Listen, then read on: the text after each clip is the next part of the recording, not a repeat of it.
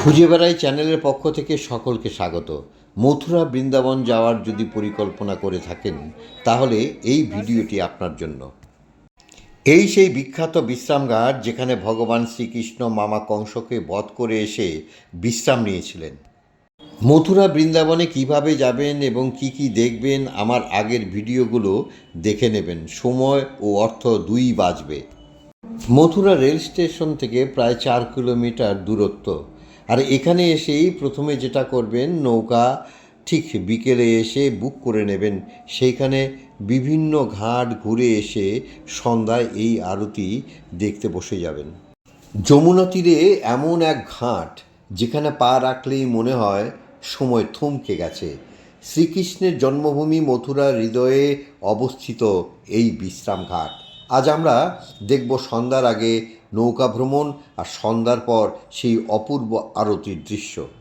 এই যমুনা তীরেই রয়েছে বাসুদেব ঘাট। একটি ঘাট নয়, এটি শ্রীকৃষ্ণ লীলার জীবন্ত সাক্ষী। এই ঘাট থেকেই সেই গভীর রাতে কারাগারে জন্ম নেওয়া শিশু কৃষ্ণকে কোলে নিয়ে বাসুদেব যমুনা পার করেছিলেন গোকুলের পথে। চারিদিকে তখন অন্ধকার, যমুনার জল ছিল উত্তাল, কিন্তু ভগবানের লীলায় নদী নিজেই পথ করে দিয়েছিল।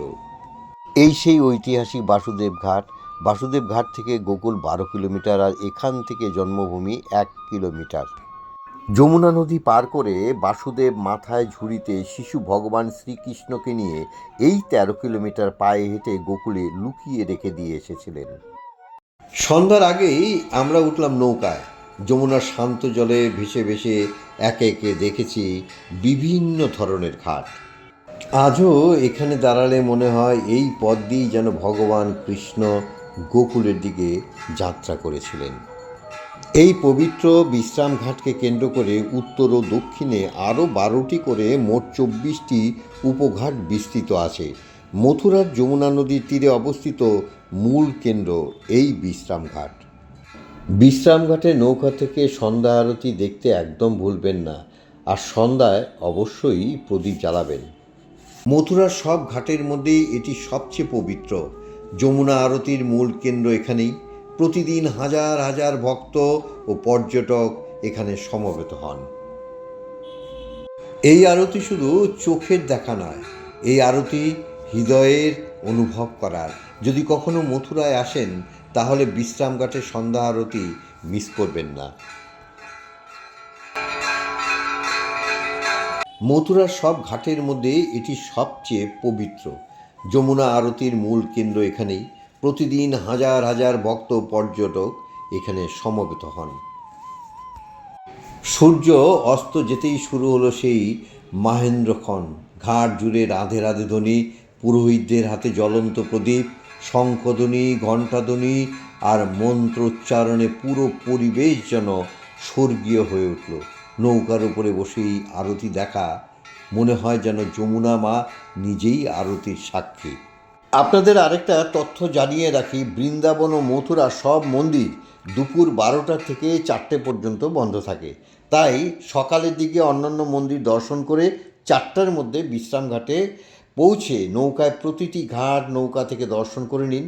আর সম্ভব হলে দুর্বাসা ঋষি আশ্রম ও মন্দির দর্শন করুন। ভারতের আর কোথাও এই দুর্বাসা মন্দির দেখতে পাবেন না।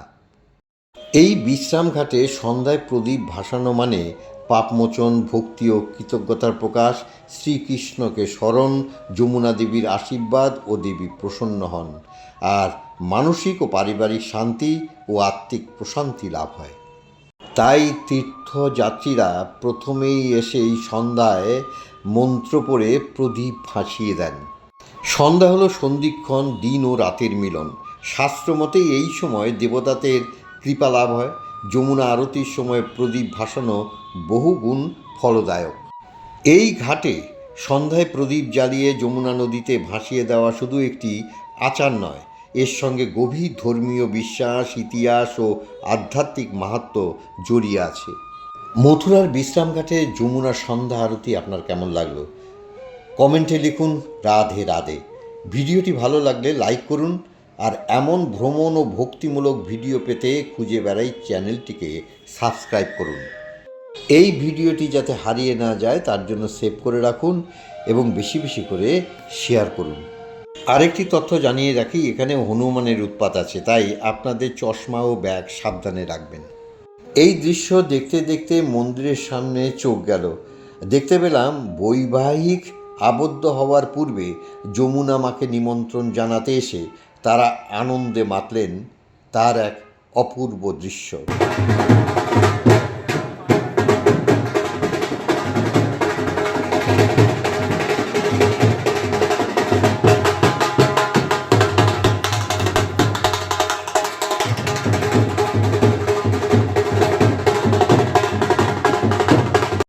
অবশেষে মন্দিরে ভগবানদের দর্শন করে সকলের সুস্থতা কামনা করে মথুরা 1 কিলোমিটার রিকশায় রওনা দিলাম।